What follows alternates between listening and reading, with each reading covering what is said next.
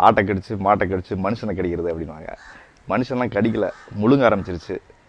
அதனால் நம்ம இதுக்கு மேலே போயிடுச்சு நம்மளுடைய பிரச்சனை. ஸோ குறவலைக்கு மேலே பிரச்சனை போயிடுச்சுங்கும் போது எல்லாருமே முழிச்சிக்க வேண்டியது இருக்குது, எல்லாருமே அதை செய்ய வேண்டியது இருக்குது. அது ரொம்ப முக்கியமான ஒரு கடமையாக இருக்குது. ஏன்னா அடுத்த ஜென்ரேஷன் ஒன்று இல்லாமலே போயிடும். உணவு சார்ந்த விழிப்புணர்வு இல்லைன்னா எனக்கு தெரிஞ்சு இப்போ மட்டுமே உங்களுக்கு கேன்சர் பேஷண்ட்டோட புள்ளி விவரங்கள் பார்த்திங்கன்னா 2,50,00,000 பேர் கேன்சர் பேஷண்ட்ஸ் இது வரைக்கும் நோயாளிகளாக இருக்காங்க. வருஷத்துக்கு 7 லட்சம் பேரை கேன்சர் பேஷண்ட்டோட ஐடென்டிஃபை பண்ணுறாங்க.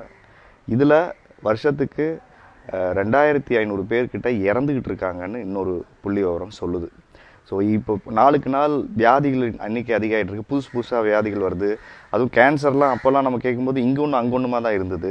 இப்போ பார்த்திங்கன்னா எல்லார் வீட்லேயும் ஒரு டிவி வாங்கி வைக்கிற மாதிரி எல்லார் வீட்லேயும் கேன்சர் இருக்குங்க. நம்ம தாத்தாக்கு இருக்குது, நம்ம பாட்டிக்கு இருக்குது, அப்பா இருக்குது. நீங்கள் கேட்ட இன்னொரு கேள்விக்கு மிக முக்கியமான ஒரு விஷயம் சொல்கிறேன். உணவு சார்ந்த விழிப்புணர்வு ஏன் தேவைன்னா, இந்த ஜென்ரேஷனில் தான் தாத்தாவும் அப்பாவும் மகன் சாகிறதையும் பேரன் சாகிறதையும் பார்க்கக்கூடிய ஒரு சமுதாயம் உருவாயிருக்கு. முன்னாடி இல்லை, அப்பா தாத்தா அவருடைய அப்பா சாகிறத பார்ப்பாரு, அதே மாதிரி மகன் தன் அப்பா அம்மா சாகிறத பார்ப்பாங்க. ஆனால் இந்த ஜென்ரேஷனில் மட்டும்தான் பேரன் பேத்தி மகள் எல்லாம் சாகிறத இந்த பெரிய ஜென்ரேஷன் பார்த்துட்ருக்கோம். இந்த மாதிரி ஒரு அழிவை நோக்கி நாம் போயிட்டுருக்கோம். நாம் எப்போ சாகணுங்கிறத நாம் தாங்க முடிவு பண்ணணும். அதை எம்என்சி கம்பெனி முடிவு பண்ணக்கூடாதுங்கிறத நம்ம சொல்லிக்கிட்டு இருக்கோம். நம்மளுடைய பாரம்பரிய உணவை நாம் தவிர்க்கிறதுனால தான் இவ்வளோ பிரச்சனைகளை நம்ம சந்திச்சுக்கிட்டு இருக்கோங்க. எல்லாருக்கும் இறப்பு நிச்சயம், அதை யாரும் மாற்ற முடியாது. ஆனால் எப்படி இறக்கணும், எப்போ இறக்கணுங்கிறத குறைந்தபட்ச கால அவகாசங்கிறது நம்மக்கிட்ட இருக்கணும். அதெல்லாம் எம்என்சி கம்பெனிக்காரன்ட்ட கொடுத்துக்கிட்டு நம்ம திருப்பம் மீட் எடுக்கிறதுக்கு போராடிட்டு இருக்கோம். நகர்ப்புறங்களில் வாழும் மக்கள் வேகமான வாழ்க்கை முறைக்கு மாறிட்டாங்க. உணவு பழக்கத்தில் எந்த மாதிரியான மாற்றங்களை கொண்டு வர முடியும்? சிம்பிளாக நாம் என்ன சொல்கிறோம்னா, உங்கள் வீட்டு கிச்சன்லேருந்து மிகப்பெரிய புரட்சியை நீங்கள் செய்ய முடியும் தான் நம்ம சொல்கிறோம். நீங்கள் கிச்சனில் எப்போ நீங்கள் அதை மாற்றுறீங்களோ உங்கள் மாற்றத்தை அங்கேருந்து ஆரம்பிக்க முடியும். அதுக்கு சிம்பிளான ஒரு எளிய வழிமுறைகள்லாம் சொல்கிறோம். இது யாருமே கம்பு சுற்றுற வேலைலாம் கிடையாது. சிம்பிளாக ஒயிட் சுகரை அவாய்ட் பண்ணுங்கள். அதுக்கு பதிலாக பனங்கற்கண்டு, பனங்கருப்பட்டி, பனவெல்லம், தேன், இது போன்ற விஷயங்களை நீங்கள் எடுத்துக்கோங்க. அது அடுத்ததாக நம்ம என்ன சொல்கிறோம், பட்டை தீட்டப்பட்ட அரிசியை அவாய்ட் பண்ணுங்கள். பாலிஷ் ரைஸை அவாய்ட் பண்ணிக்கோங்க. பாலிஷ் பண்ணாத ரைஸி, அது எது ரெட் ரைஸோ, நெல் குத்தல் அரிசியோ, மூங்கில் அரிசியோ, குதிரைவாளியோ எது வேணால் எடுத்துக்கோங்க. அதுக்கு அடுத்தது என்ன சொல்கிறோம், உப்பு, கல் உப்பை எடுத்துக்கோங்க. ஸோ கல் உப்பு it is always a good energy. நம்ம வீட்டுக்கே உங்களுக்கு சொல்லுவோம், சுற்றி போடுவாங்க பார்த்தீங்கன்னா, ஒரு மிளகாயும் உப்பையும் எடுத்து சுற்றி போடுவாங்க. அது என்னென்னா பேட் எனர்ஜியை அதை எடுத்துக்கும். அது கல் உப்பு நல்லது. ஸோ கல் உப்பை நீங்கள் எடுத்துக்கங்க. அடுத்தது என்ன சொல்கிறோம், மைதாவை அவாய்ட் பண்ணுங்கள். ஸோ கோதுமையிலேருந்து வர டஸ்ட்டு தான் மைதா. இந்த மைதா தான் மிகப்பெரிய பல வியாதிகளை உருவாக்குதுன்னு ரிசர்ச் பண்ணி கண்டுபிடிச்சிட்டாங்க. கேரளாலாம் பேன் பண்ணிட்டாங்க. இன்னும் தமிழ்நாட்டில் அதற்கான ஒரு சின்ன ஒரு குரல் கூட எழுகலை. இதுதான் சொன்ன வியாபார சந்தைன்ட்டு.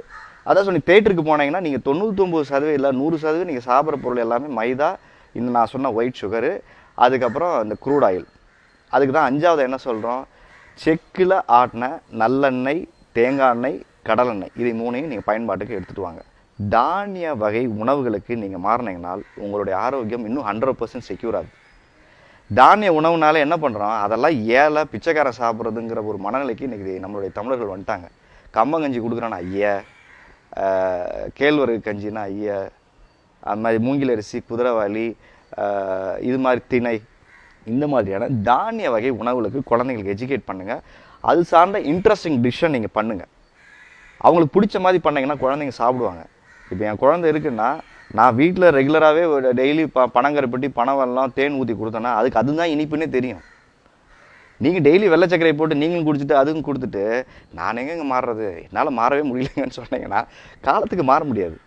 ஸோ மாற்றத்தை உங்கள் வீட்டிலேருந்து இது ஆரம்பிக்கும் போது உங்களுக்கு ஆரோக்கியமாக இருக்கும்.